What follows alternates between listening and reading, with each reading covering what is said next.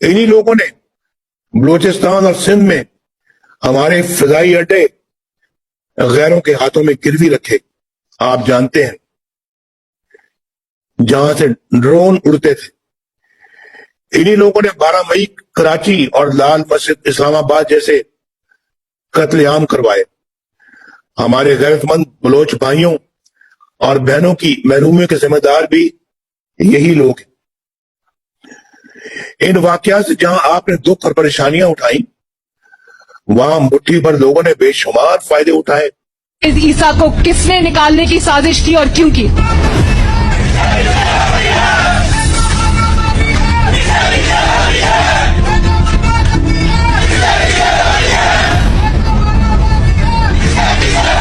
تھا تو اس نے نام لیے تھے اور پھر اس کے بعد وہ حادثہ ہو گیا، مگر اس وقت ان کے ورثا جو تھے انہوں نے کہا پاکستان کھپے. مگر اگر خدا نہ خواستہ مریم نواز شریف کو کچھ ہوا تو ہم پاکستان کھپے کا نعرہ نہیں لگائیں گے. پھر کیا کریں گے؟ ہم پاکستان میں جو لوگ اس میں ملوث ہوئے، پاکستانی قوم اس کو کٹہرے میں لائے گی اور یہ بڑا حادثہ ہو جائے گا.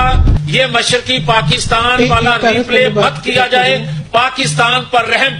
وکٹری ڈکلیئر کی وہ پوچھا آپ نے، انہوں نے سیاچین ہارا آپ نے پوچھا ان سے، انہوں نے کارگل ہارا آپ نے پوچھا. پاکستان آپ نے اپنا پیٹ کاٹ کر جس فوج کو مارا ہے، جو فوج کو ہیلی کاپٹر لے کے دیے ہیں، جو فوج کو ہم نے ہماری جہاز لے کے دیے ہیں، جو توپیں اور بندوقیں لے کے دی ہیں، آج پوری ہیلی کاپٹر توپیں اور بندوقیں پاکستانیوں کا خون کر رہی ہیں. میں اسٹیبلشمنٹ چاہتا ہوں کہ اگر تمہیں اپنی عزت عزیز ہے، تمہیں اپنا احترام عزیز ہے، تم پاکستان میں ایک قابل قدر ادارے کی حیثیت سے اپنی خدمات سر انجام دینا چاہتے ہو تو آپ کو اس گندے کیڑے کے پیچھے سے نکلنا ہوگا. جب تک آپ اس کی پشت پر کھڑے ہیں ہمارا پتھر آئے گا، اس کو لگے یا نہ لگے اسٹیبلشمنٹ کو بتانا چاہتا ہوں تمہارے سینے پہ لگے گا.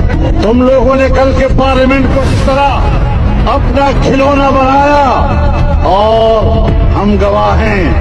تم نے حکمرانوں کے صفوں میں بیٹھے ہوئے ممبران کو ٹیلی فونیں کر کے دھمکیاں دی ہیں، اپنے نمائندوں کو بھیج کر انہیں دھمکیاں دی ہیں کہ اگر آپ اس اسمبلی کے اجلاس میں نہ گئے اور حکومت کے حق میں ووٹ نہ دیا تو یہ کیس تمہارے خلاف ہو سکتے ہیں. تم نے حزب اختلاف کے ممبران کو فون کیے کہ اجلاس میں نہیں آنا، ووٹ نہیں استعمال کرنا. تمہارے ان مشکوک کردار کو ہم دیکھ رہے ہیں، اسے نفرت کی نگاہ سے دیکھتے ہیں اور آپ کو کھلے میدان میں اپنا یہ پیغام پہنچا رہا میں اپنی موت کا ذمہ دار ٹھہرایا. انہی لوگوں نے بلوچستان اور سندھ میں ہمارے فضائی اڈے غیروں کے ہاتھوں میں گروی رکھے. آپ جانتے ہیں جہاں سے ڈرون اڑتے تھے. انہی لوگوں نے 12 مئی کراچی اور لال مسجد اسلام آباد جیسے قتل عام کروائے. ہمارے غیرت مند بلوچ بھائیوں اور بہنوں کی محرومیوں کے ذمہ دار بھی یہی لوگ ہیں. ان واقعات سے جہاں آپ نے دکھ اور پریشانیاں اٹھائیں، وہاں مٹھی بھر لوگوں نے بے شمار فائدے اٹھائے. مجھے یاد ہے شاہ محمود قریشی صاحب اس میٹنگ میں تھے، چیف آف آرمی اسٹاف تشریف لائے، پیر کانپ رہے تھے، پسینے ماتھے پہ تھے.